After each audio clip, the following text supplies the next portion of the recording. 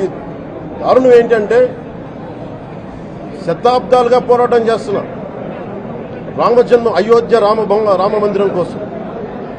దానికి కూడా వీళ్ళు 1,00,000 లక్ష లడ్లు ఇలా బీఫ్ తోటి పిగ్ ఫ్యాట్ తోటి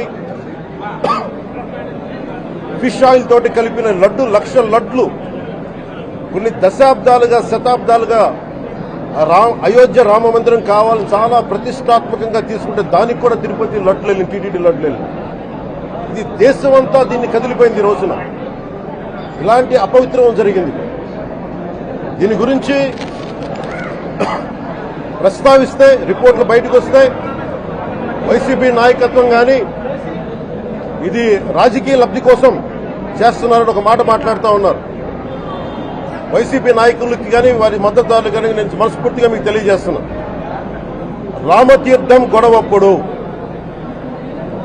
219 గుడుల్ని మీరు అపవిత్రం చేసినప్పుడు మీ పాలనలో